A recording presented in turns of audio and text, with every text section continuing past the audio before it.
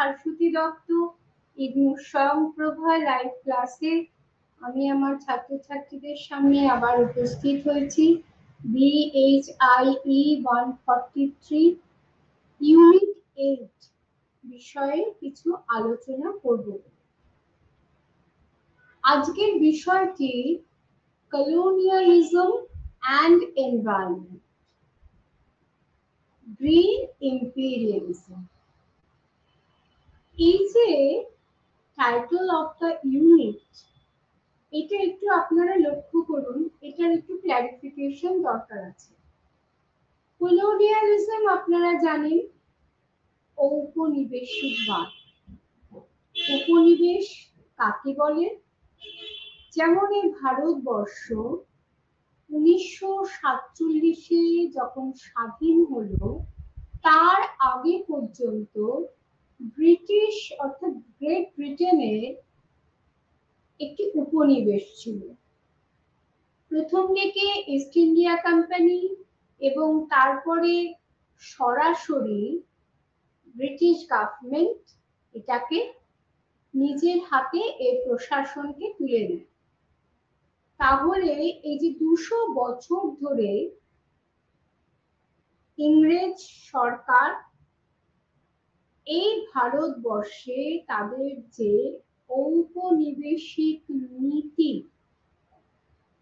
পরিচালনা করেছিল, এই ঔপনিবেশিকবাদের সঙ্গে একাধারে রাজনৈতিক, অর্থনৈতিক, সাম্রাজ্যবাদ ভিত্তিক একটা আগ্রাসী একটা ছায়া লক্ষ্য করা যায়।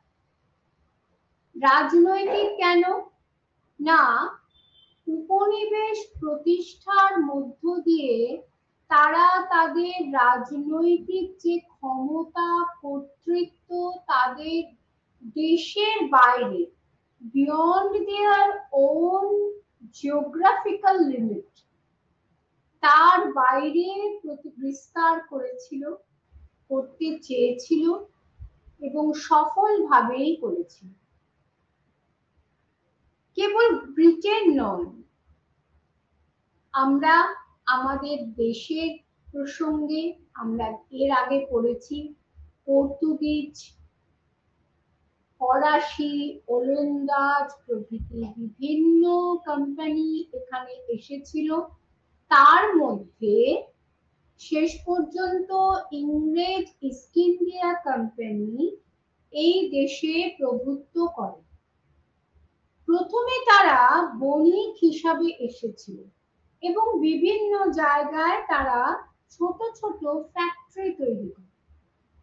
ধীরে ধীরে যখন তারা বোঝে যে ভারতের মধ্যে নানান রাজনৈতিক দ্বন্দ্ব আছে রাজাদের মধ্যে, তখন তারা কি করে, তার মধ্যে সেই রাজনীতিতে একটা থার্ড ফ্যাক্টর হয়ে প্রবেশ করে তারা নিজেদেরকে প্রতিপত্তিটা বাড়ায় এবং এরপর ব্যাটল অফ প্লাসি এবং ব্যাটল অফ বক্সার, পলাশী এবং বক্সারের যুদ্ধে জয়লাভ করে তারা যখন শেষ পর্যন্ত দিওয়ানির অধিকার লাভ করে, তখনই তারা কিন্তু they became the master of whole of India।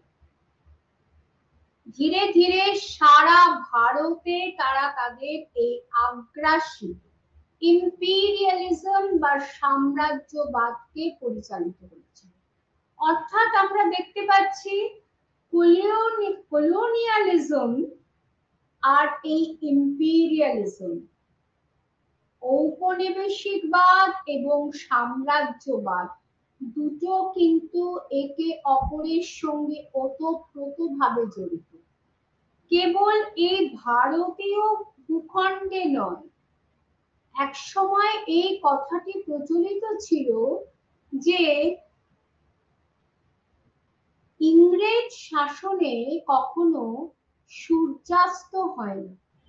তাহলে সূর্যাস্ত হয় না কথাটা তো জিওগ্রাফিক্যালি একেবারেই ভুল। কারণ আমরা উত্তর গোলার্ধে যখন সকাল, দক্ষিণ গোলার্ধে তখন রাত, তাহলে কি করে সূর্যাস্ত হবে না? তার প্রধান কারণ আমাদেরকে ইতিহাসের মধ্যে খুঁজতে হবে। কি? সেটি হলো যে এই ইংরেজ শাসনে, সেই ইংরেজ শাসন বা ইংরেজ আধিপত্য উত্তর গোলার্ধ, দক্ষিণ গোলার্ধ উভয় দিকেই বিস্তৃত ছিল এবং সেই কারণে তার একটি উপনিবেশে যখন সূর্য অস্ত হচ্ছে, আরেকটি উপনিবেশে সূর্য উদিত হচ্ছে।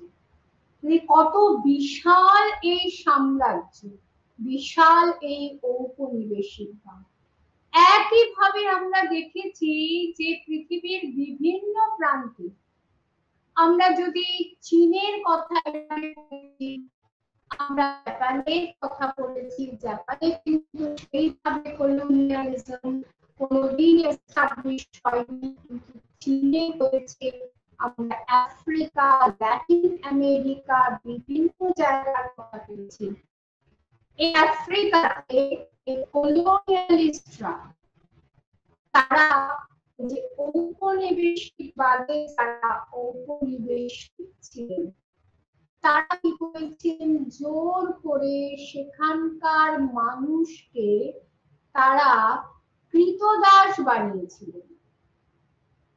তাহলে আমরা কি দেখছি, এই যে কৃতদাস বানানো, কৃতদাসে রূপান্তরিত করা, এটার সঙ্গে তো রাজনীতির সম্পর্ক যতটা না, এর সঙ্গে সমাজের একটা সম্পর্ক একটা অনেক বেশি।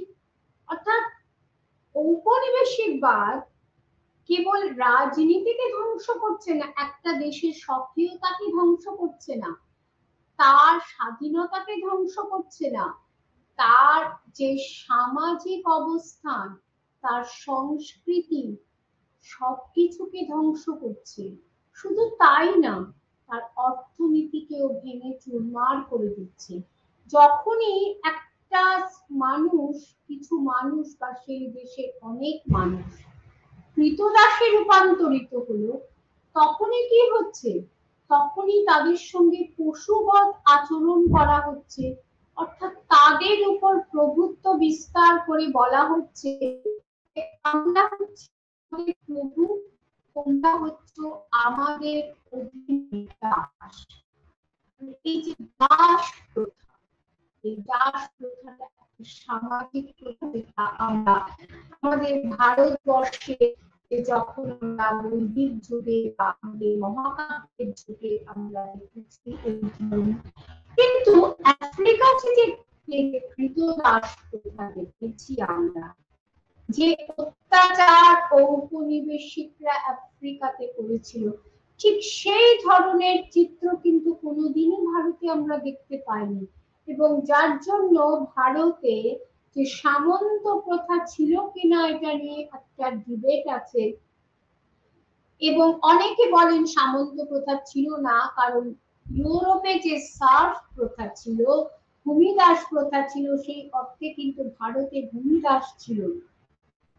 সুতরাং আমরা দেখছি এই ইম্পেরিয়ালিজম, কলোনিয়ালিজম এর সঙ্গে রাজনীতি, সমাজ, সংস্কৃতি সবকিছু যুক্ত, অর্থনীতি সব থেকে বেশি যুক্ত। কারণ ঔপনিবেশিকরা এসেছে নিজেদের স্বার্থ সিদ্ধি করতে। যখন তাদের শিল্প বিপ্লবের ফলে এক মার্কেটের দরকার ছিল, যখন প্রচুর পরিমাণে দ্রব্য উৎপন্ন শুরু হলো, তখন মার্কেটের দরকার ছিল। যদিও আমরা ঔপনিবেশিকদের যদি ইতিহাস আমরা খুঁজে যাই, তাহলে আমরা আমাদের যেতে হবে সেই ভৌগোলিক অভিযানের সময়, যখন রেনেসাঁ পিরিয়ড, তারপরেই তো একের পর এক ভূমিত সাগর, যখন ওখানে যাতায়াত চলাফেরা শুরু হয়ে গেল, যখন ওখান দিয়ে জাহাজ চলতে করলো, তখনই তো তারা নিত্য নতুন তাদের একটা কোথায় আছে, এমন কোন জায়গা আছে যেখানে আমরা সেখানে গিয়ে বসতি স্থাপন করতে পারি, আমাদের যে ভূখণ্ডকে আরো বিস্তৃত করতে পারি, সেই হচ্ছে শুরু। শিল্প বিপ্লবের পরে যেটা আরো বেড়ে যায়। এবং আমরা কি দেখলাম আমাদের ভারতবর্ষে আমরা দেখলাম যে এই পলাশির পরে এবং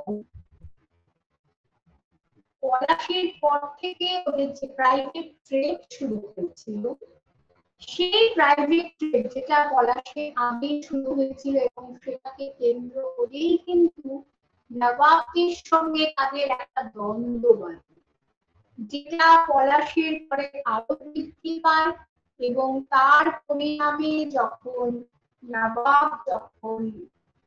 তৎকালীন বাংলার নবাব মীর কাসিম যখন তাদের থেকেও যখন কর তুলে নেয়, তখনই কিন্তু ওটার পরিণামে যুদ্ধ শুরু হয়েছিল। আর যখন দিওয়ানি পেল, তখন তো সেই চাবি, রাজকোষের চাবি তো তাদের হাতে এসে গেল।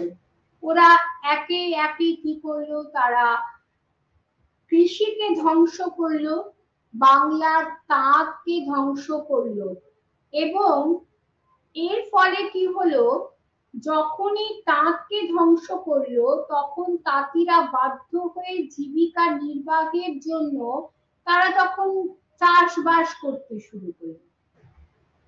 কিন্তু তাদের যে এক্সপার্টাইজ, যে বস্ত্র তৈরিতে ছিল, সেটা তাতে ছিল, সেটা কৃষিতে ছিল না।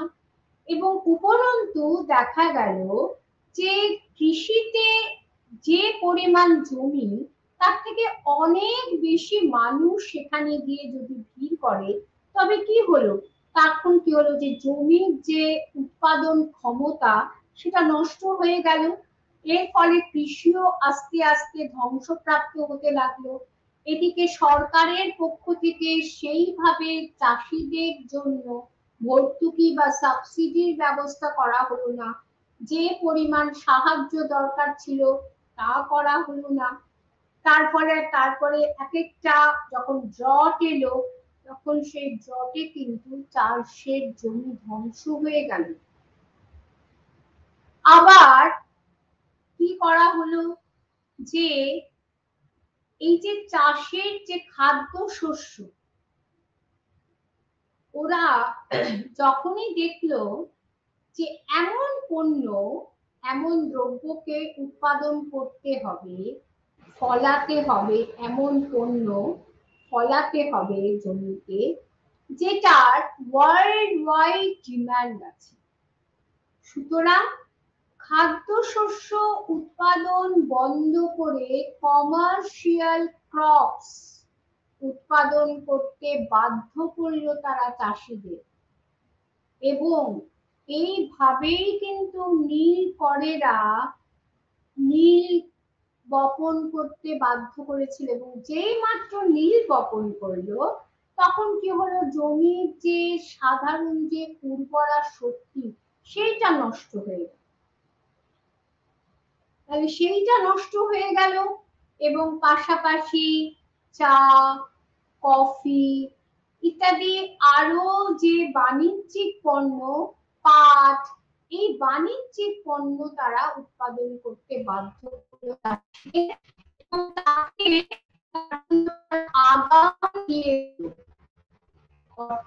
এবং ওই পরিমাণ, ওই যে টাইমটা দিয়ে দিত, সেই টাইম কনজিউমিং একটা ফ্যাক্টর ছিল, তার মধ্যে যদি না দিতে পারত বা ওদের যে সে দাদনটা যদি না নিত, অস্বীকার করত, তবে কিন্তু তাদেরকে ভীষণভাবে অত্যাচারের সম্মুখীন করত।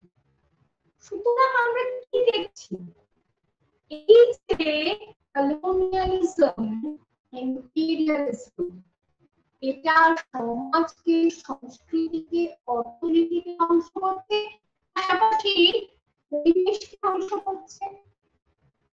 এই পরিবেশের একটা অঙ্গ হচ্ছে এই মৃত্তিকা, ভূমি। তাই বোঝা গেল যে কেন কলোনিয়ালিজম অ্যান্ড এনভায়রনমেন্ট এই শব্দটি এখানে শিরোনামে দেওয়া হয়েছে। কারণ কলোনিয়ালিজম কি করছে?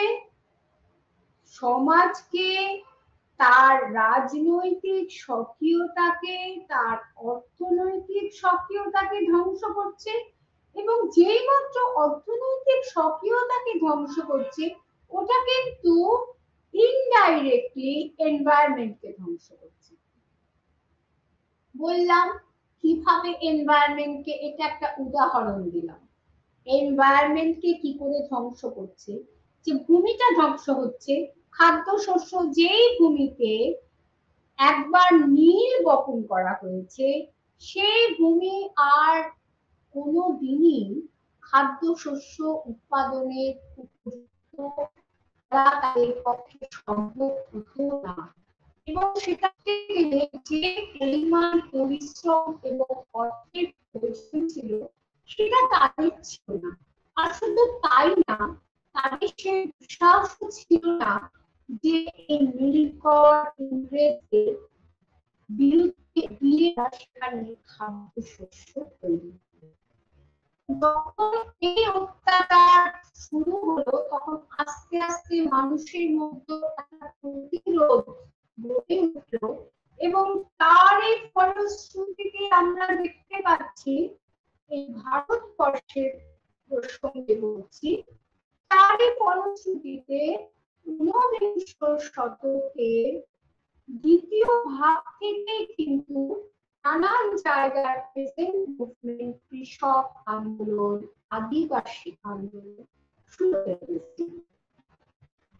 তাহলে এবার আপনারা বলবেন, তাহলে ইম্পিরিয়ালিজম হলো, সে তো এনভায়রনমেন্টের সঙ্গে বুঝলাম এনভায়রনমেন্টকে কি করে ক্ষতিগ্রস্ত করছে বা তার উপর প্রভাব বিস্তার করছে, কিন্তু গ্রিন ইম্পিরিয়ালিজম কেন? ইম্পিরিয়ালিজম গ্রিন হয় কি করে? তাহলে এই যে এনভায়রনমেন্ট ইটসেলফ হচ্ছে গ্রিন, সবুজের প্রতীক। এই যে আমাদের পরিবেশ তো শস্য শ্যামলা, সজীব। তাহলে এই যে গ্রিনারি, আমরা যখন গ্রিনারি ধ্বংস করছি, তখন আমরা পরিবেশকে ধ্বংস করছি। আমরা যদি অরণ্য ধ্বংস করছি, তাহলে আমরা গ্রিনকে ধ্বংস করছি। গ্রিনকে ধ্বংস করছি মানে পরিবেশকে, এনভায়রনমেন্টকে ধ্বংস করছি। এই ইম্পেরিয়ালিজম বা সাম্রাজ্যবাদ, আমরা ভারতের ক্ষেত্রে, এর আগে ভারতবর্ষের ক্ষেত্রে আমরা কিন্তু লর্ড ডালহাউসির কথা আমরা উল্লেখ করেছি এর আগের ইউনিটে, ওই ইরিগেশন যে ক্যানেলের কথা বলতে গিয়ে, যে তিনি যদিও ইম্পেরিয়ালিস্ট ছিলেন, কিন্তু তিনি অনেক ক্যানেল খনন করেছিলেন, যেটা ইরিগেশনের কাজেও হয়তো লেগেছিল। কিন্তু এটা তাহলে একটা রাজনৈতিক ইম্পেরিয়ালিজম, লর্ড ডালহাউসি তার ডক্ট্রিন অফ ল্যান্ড, যার কারণে সিপাহী বিদ্রোহ হয়েছিল।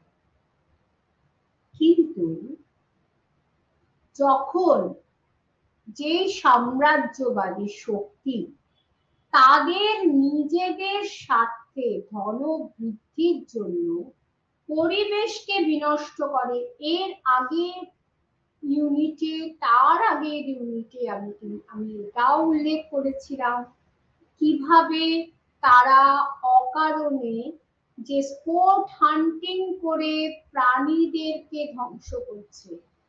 পাশাপাশি আবার ন্যাশনাল যে পার্কের কথাও বলেছিলাম, আবার এটাও বলেছিলাম যে তারা অরণ্যকে ধ্বংস করছে। এই অরণ্য ধ্বংস করে তারা রাস্তা তৈরি করছে।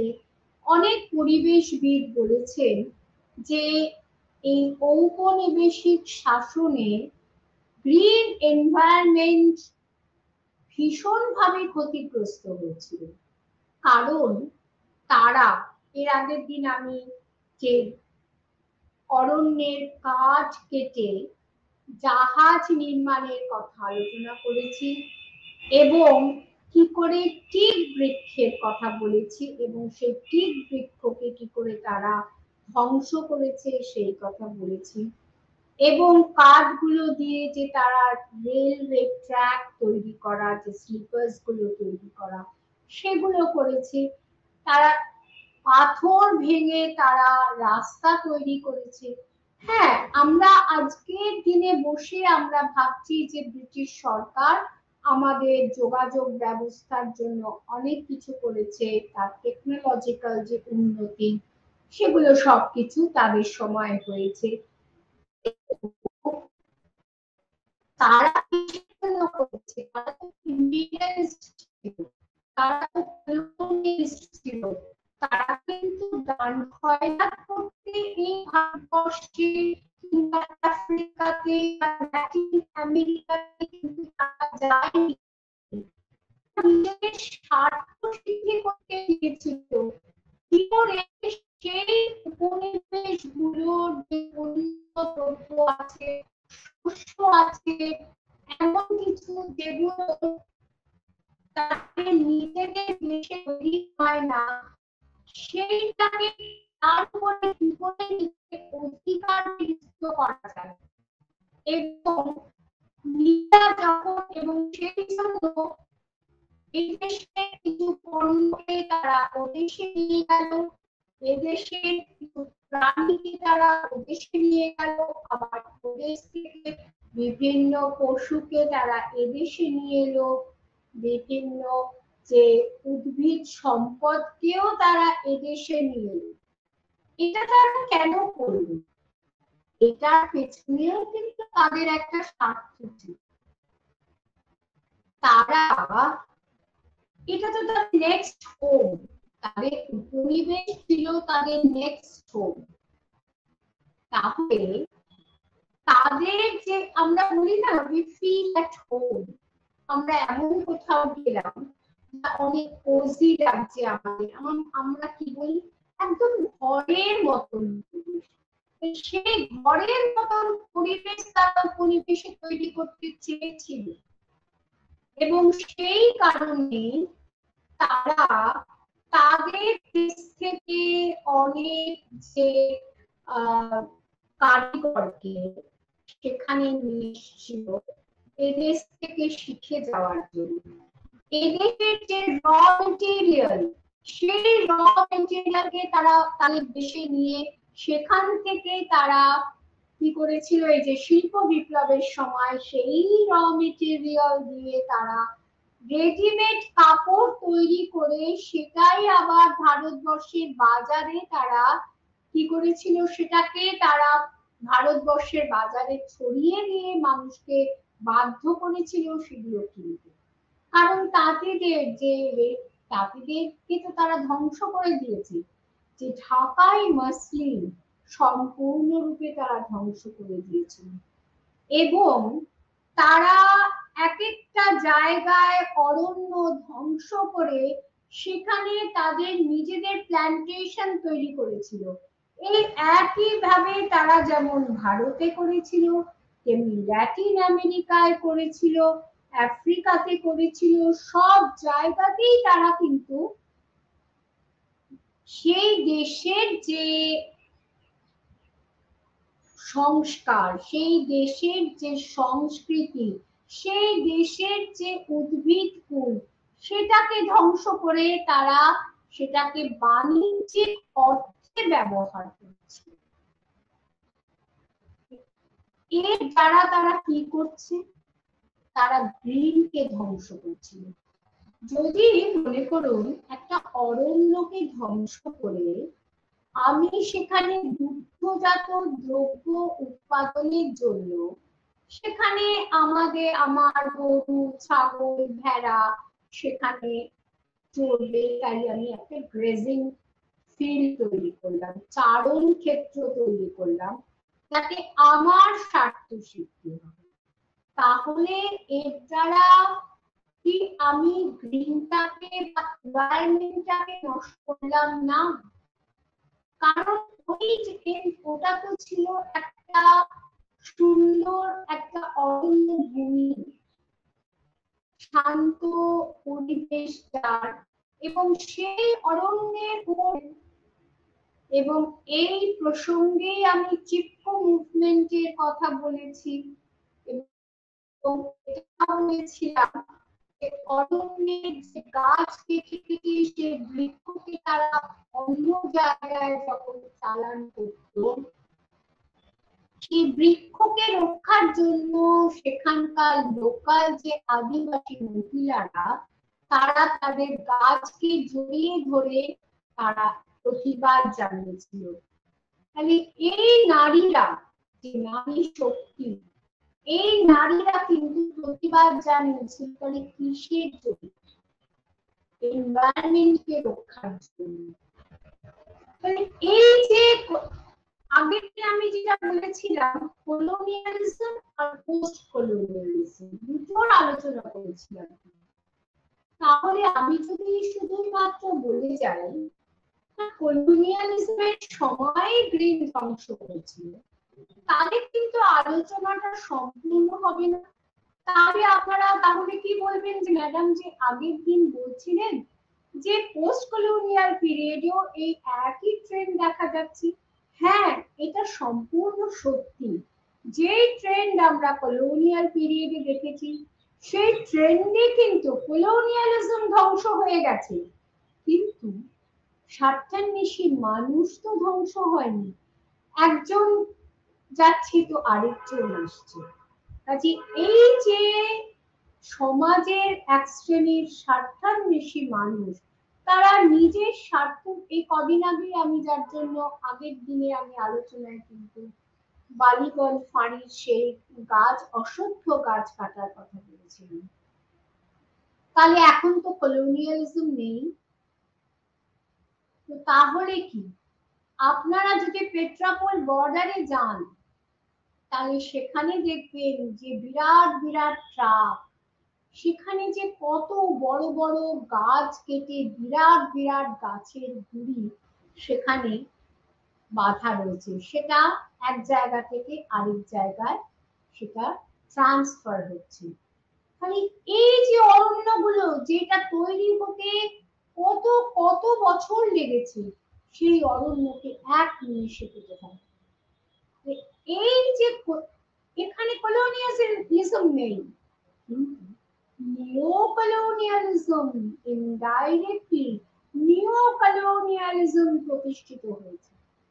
এই নিওকলোনিয়ালিজমের সঙ্গে বাইরের যে পূর্বের যে কলোনিয়ালিস্ট শক্তি, তাদের একটা ঘনিষ্ঠ সম্পর্ক তো আছেই, প্লাস আমাদের দেশে এবং বিভিন্ন দেশে যারা এক সময় উপনিবেশ ছিল, সেখানে তাদের যে তারা যাদের রেখে গেছে, সেই সমস্ত স্বার্থান্বেষী কুল কিন্তু সেই পথ ধরেই কিন্তু আজও চলেছে, যাদের কাছে নিজেদের স্বার্থটাই বড়, যারা এক সময় এই ভারতবর্ষে এবং অন্যান্য প্রান্তে উপনিবেশ স্থাপন করেছিলেন।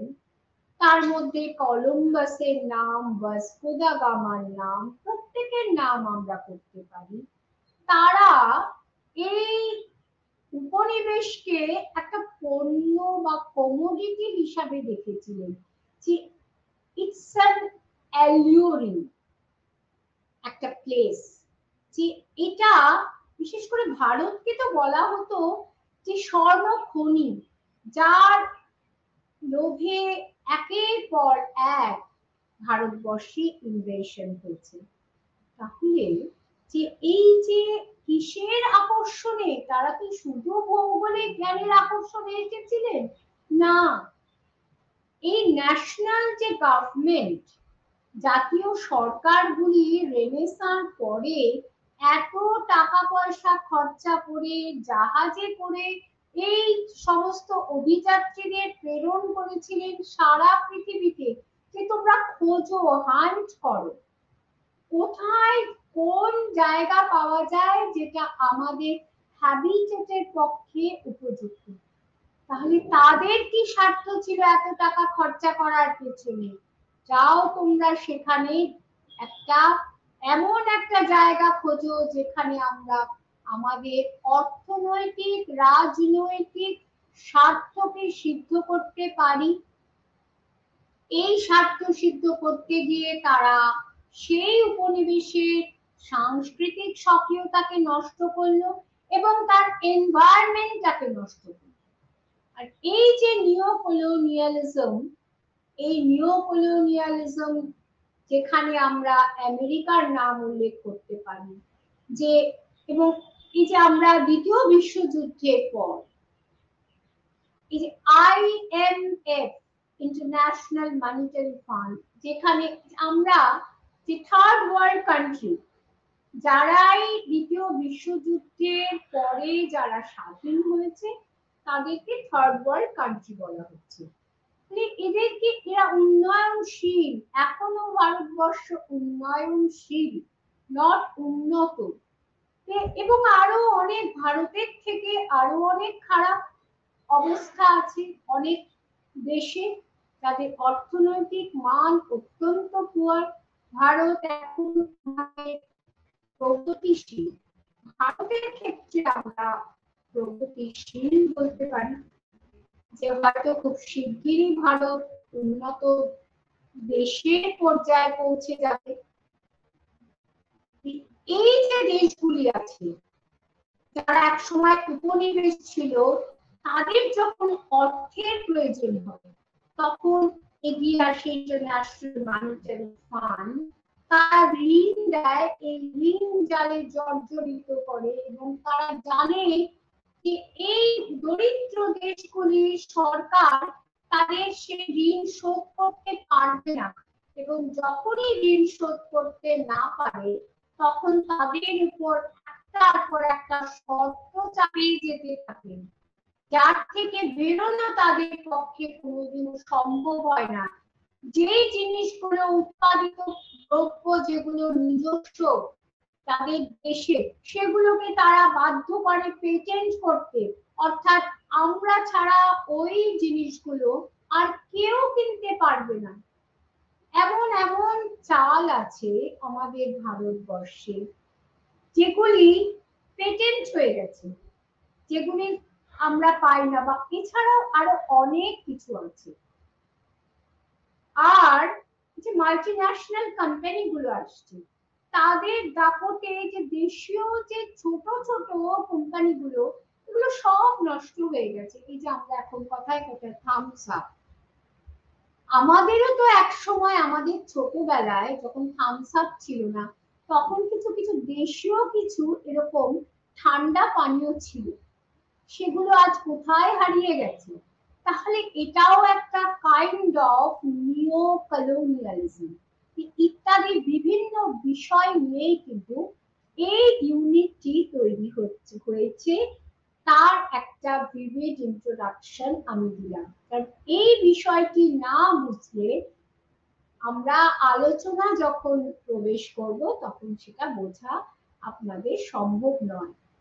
যা এবং এই আলোচনায় যখন আমি ঢুকছি তখন দেখবেন এতক্ষণ আমি যা ইন্ট্রোডাকশন দিয়েছি সেটা যদি আপনাদের মাথায় রাখেন তাহলে দেখবেন এগুলো সবই তো আলোচনা করা হয়েছে। কি বলা হচ্ছে এখানে, ইউরোপীয় ও আমেরিকান সাম্রাজ্যবাদী, একটু আগেই আমি নিও ইম্পেরিয়ালিজমের ক্ষেত্রে আমেরিকার উল্লেখ করেছি, তাছাড়াও উপনিবেশের ক্ষেত্রেও কিন্তু আমেরিকার কথা। আমেরিকা একটা প্রথম দিকে যারা ছিল যে উপনিবেশিক শক্তি, তারপরে এসে আমেরিকা যোগদান করে। তাহলে ইউরোপীয় আমেরিকান সাম্রাজ্যবাদী সামাজিক পরিবেশ আমাদের ভারতবর্ষে আমরা ইংলিশ যে ঔপনিবেশিকবাদের যে ইম্প্যাক্ট দেখেছি, এবং আমরা যে ফরাসি পর্তুগিজ এদের কথা আমরা বলেছি, সব কিছুর একটা সম্পর্ক রয়েছে। অরণ্য এবং এই পরিবেশ সংরক্ষণের জন্য নানা রকম নীতি গৃহীত হয়েছে।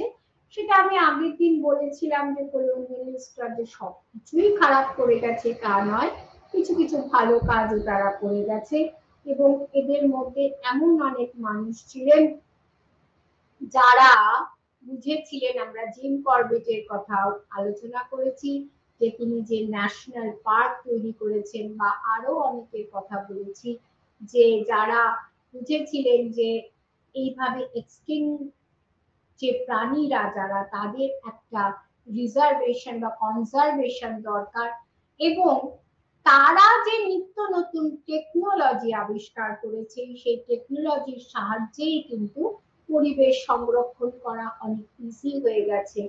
আর চিরাচরিত অর্থে এটাও বলেছি, একটু আগে আলোচনা করেছি, সাম্রাজ্যবাদ বলতে রাজনৈতিক ও সামরিক আগ্রাসনকে বোঝায়। যেই ইংরেজ তারা বণিক হয়ে ঢুকেছিল, তারপর তারা রাজনৈতিক আগ্রাসন ও সামরিক আগ্রাসন চালিয়েছিল, যার পরিণামে অর্থনীতিকে ধ্বংস করেছিল, মানুষকে দারিদ্র্যের একেবারে নিম্ন সীমায় নিয়ে গিয়েছিল। আফ্রিকাতে তারা কালো মানুষকে ক্রীতদাসে পরিণত করে তাদের সমস্ত কিছু ধ্বংস করেছিল, এবং ভারতবর্ষে কিন্তু এই অত্যাচারের কারণে, অতিরিক্ত কর আদায়ের কারণেই কিন্তু এই ৭৬-এর মন্বন্তর হয়েছিল, যাতে বহু মানুষ মারা গিয়েছিল। এবং তারা যখন একটা জীবিকার মানুষকে, যেটা আমি বললাম যে তাঁত শিল্পকে ধ্বংস করছে, তার ফলে তাঁতিদের তখন তারা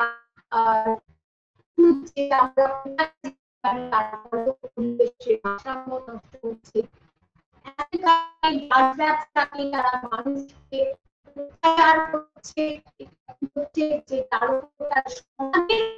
সংস্কৃতির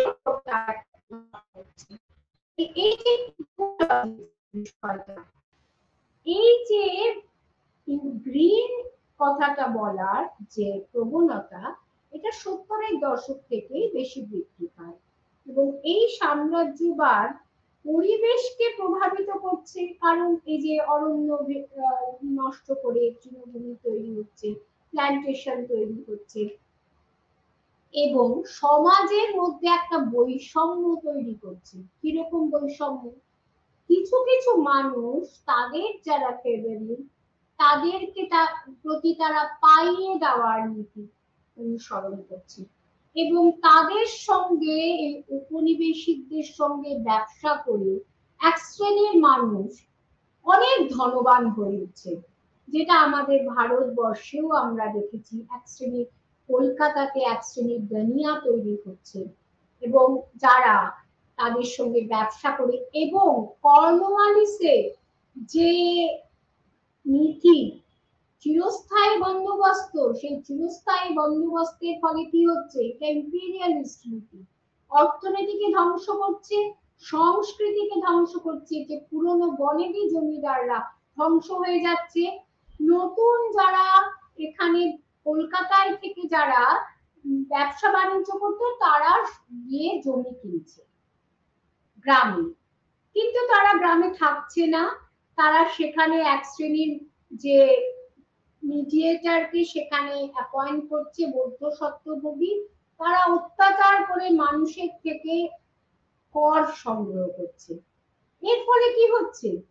যে তারা হয় তারা সুদখোরদের ঋণে জালে পড়ছে, নয়তো তারা আত্মহত্যা করতে বাধ্য হচ্ছে, এবং তারা ভূমিচ্যুত হচ্ছে, তাদের সংস্কৃতি নষ্ট হচ্ছে, তাদের অর্থনীতি ধ্বংস হচ্ছে, সঙ্গে সঙ্গে প্রয়োজনে তাদের সেই ভূমিকে ক্রয় করে তারা সেখানে প্ল্যান্ট করছে, তাহলে সেখানে কি হচ্ছে? পরিবেশ ধ্বংস হচ্ছে।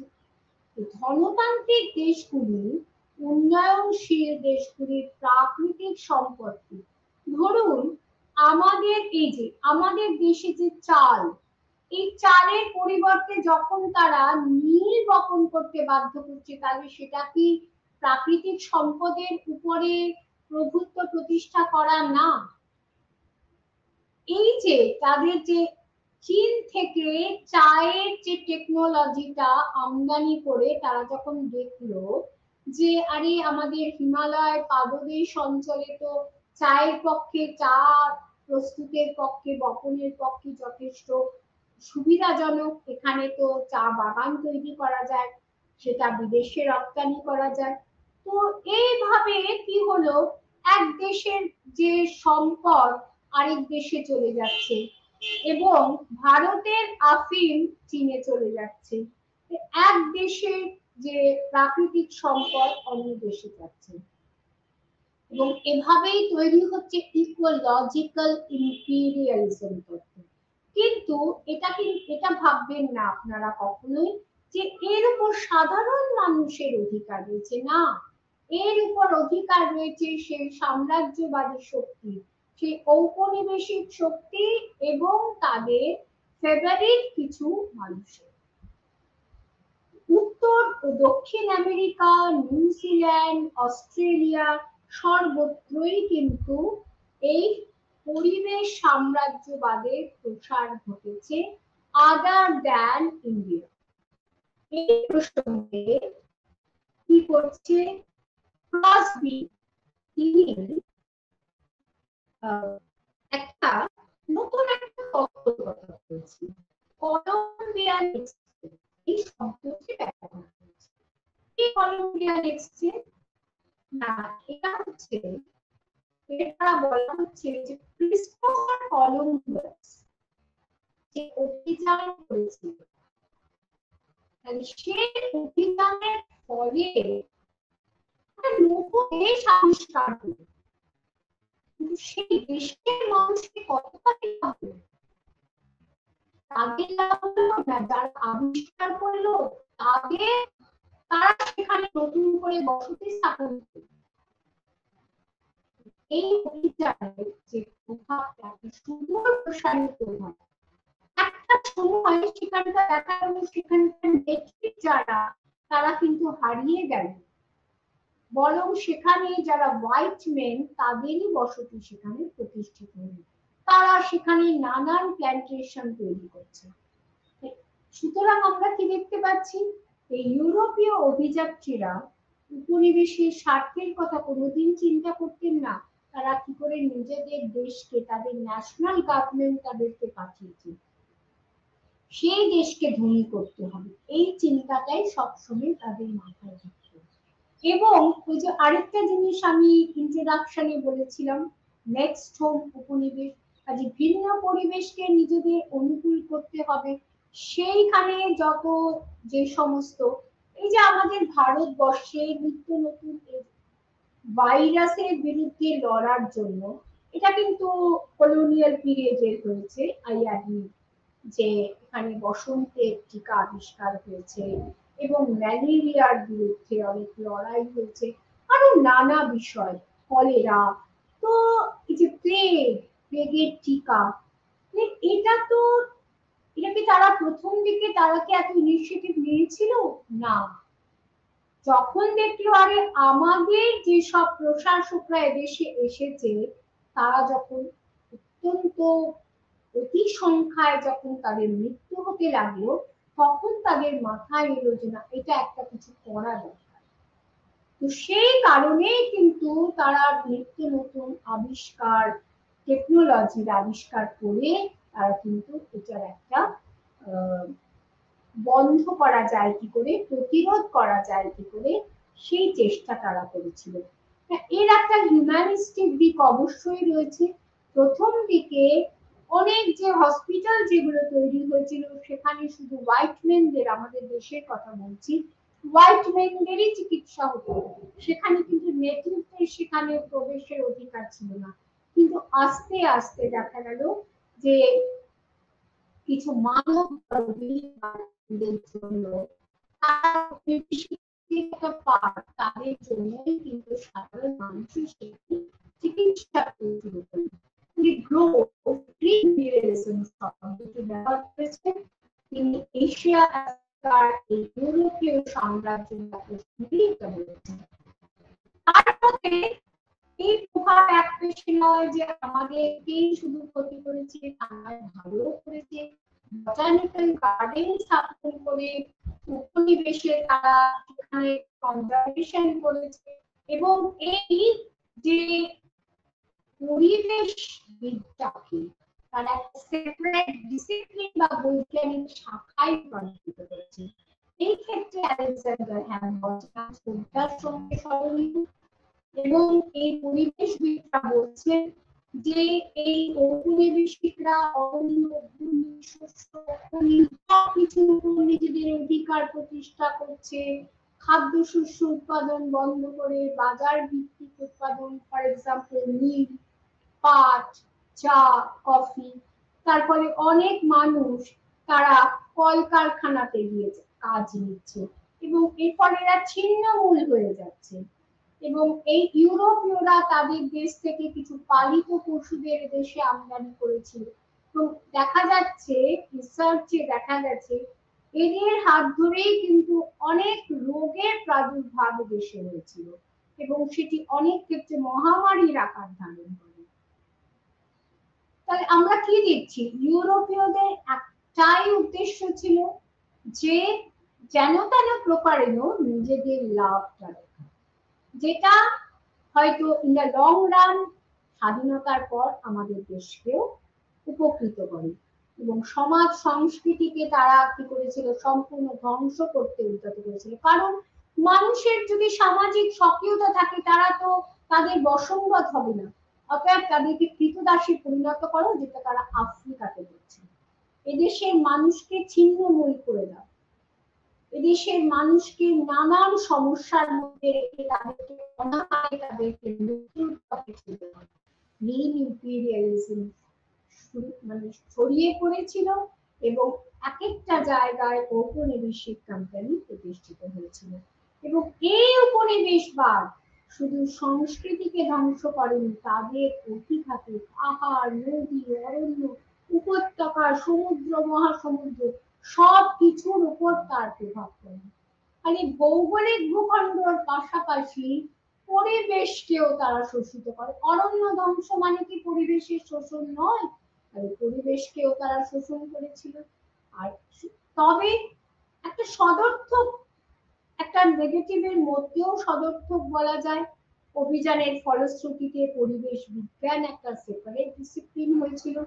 এই পরিবেশকে ভালোভাবে গবেষণার জন্য বিভিন্ন ন্যাশনাল গভর্নমেন্ট তাদের পরিবেশ বিজ্ঞানীদের ল্যাটিন আমেরিকা এবং এশিয়ার বিভিন্ন প্রান্তে পাঠিয়েছিলেন। সেটার সঙ্গেও অবশ্য তাদের স্বার্থ জড়িত ছিল।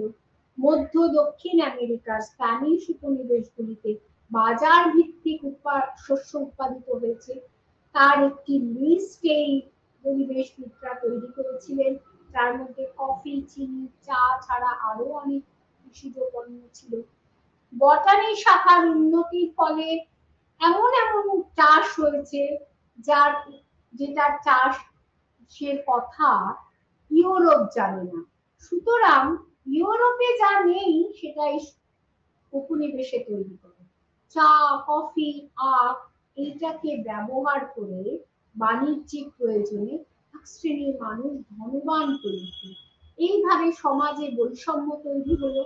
তাহলে প্রযুক্তিগত উন্নতি একদিকে যেমন অনেক কিছু ভালো করেছে, আবার ব্যক্তিগত ধনবৃদ্ধির পথ তৈরি করে দিয়েছে, মানুষের দারিদ্র্যকে আরো বাড়িয়ে দিয়েছে। ব্রিটেনে অনেক বটানিক্যাল গার্ডেন তৈরি হয়েছিল, সেগুলো মধ্যে যেগুলোর বাণিজ্যিক চাহিদা আছে সেগুলোকে তারা বিভিন্ন দেশে প্রেরণ করেছিল নিজেদের অর্থ বৃদ্ধির অভিপ্রায়। ভারতের নীলকরদের কথা তো আগেই বলেছি, তারা ভারতের আফিম চীনে, চীনের চা ভারতে তারা কি করেছিল, সরবরাহ করেছিল। এই তবে আরেকটা ভালো, সবসময় মন্দের মধ্যেও ভালো থাকে, এই বটানি জ্ঞানকে কাজে লাগিয়ে কিন্তু এই ম্যালেরিয়ার সঙ্গে কি করে যুঝতে হবে সেটার কিন্তু জানা গিয়েছিল। এই ওষুধে প্রস্তুত করা গিয়েছিল।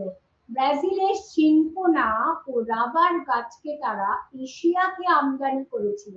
এই সিনকোনা থেকে কুইনাইন তৈরি করে কিন্তু এই ম্যালেরিয়ার বিরুদ্ধে তারা যুঝেছিল।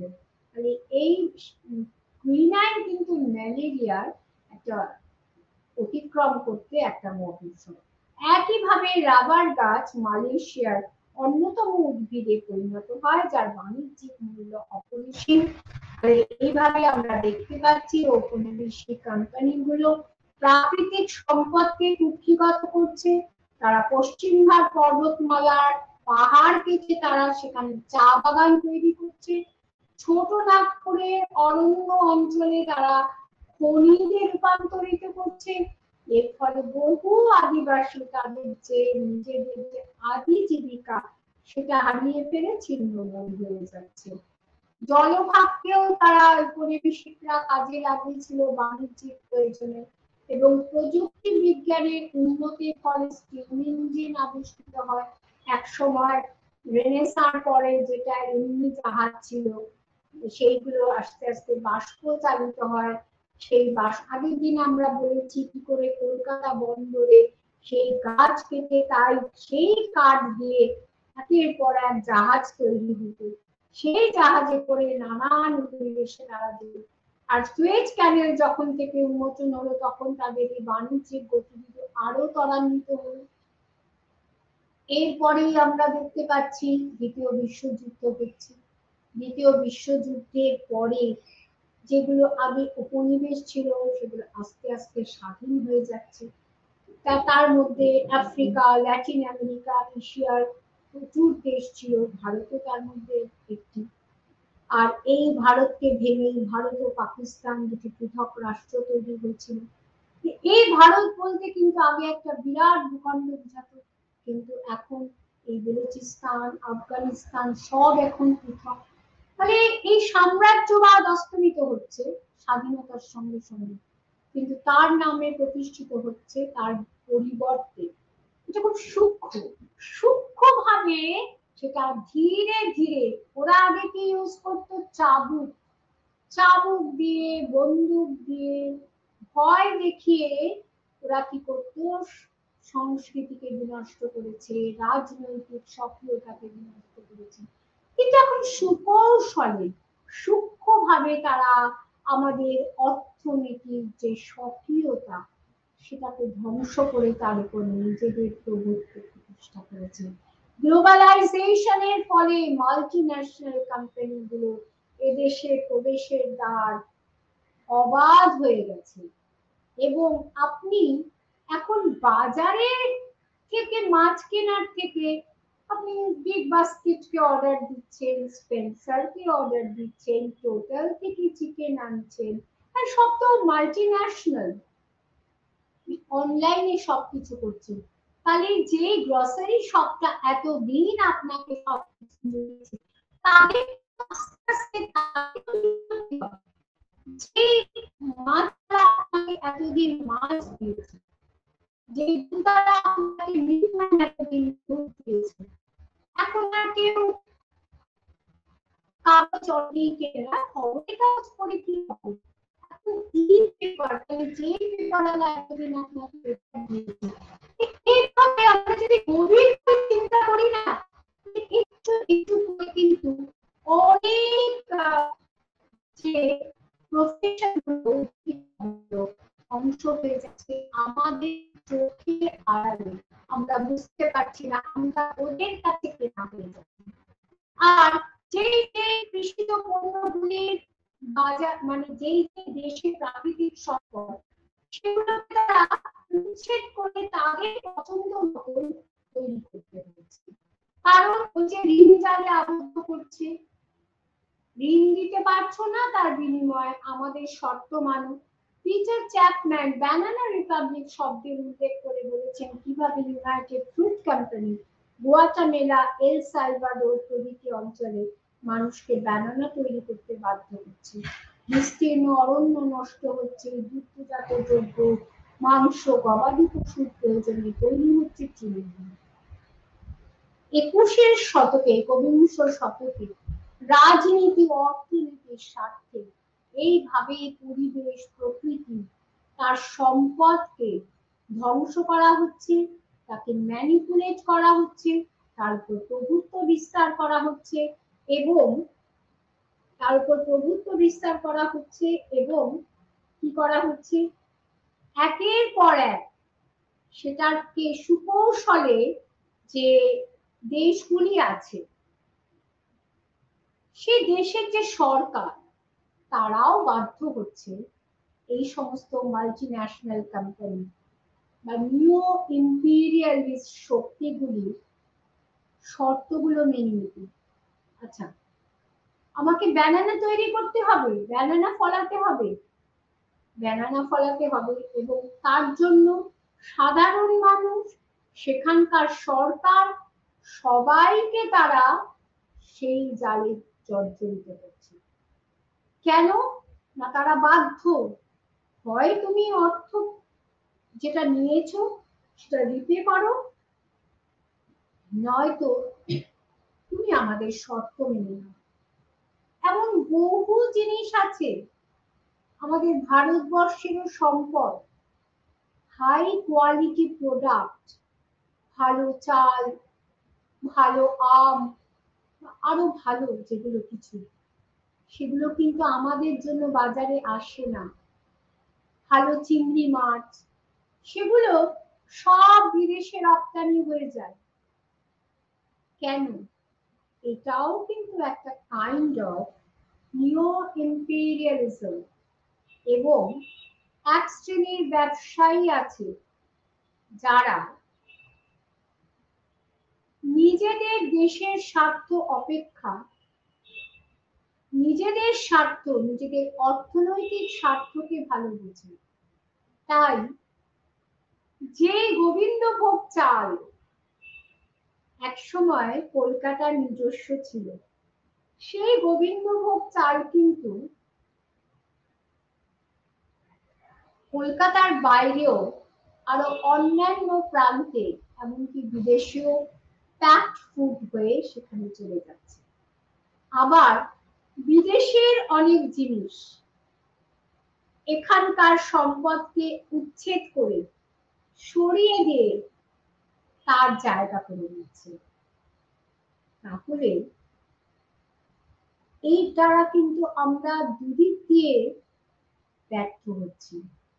একদিকে আমরা উৎকৃষ্ট দ্রব্যটা প্রাপ্তি থেকে যেমন আমরা ডিপ্রাইভড হচ্ছি, তেমনি আমাদের দেশীয় সম্পদ যেগুলো আমাদের নিজস্ব ছিল।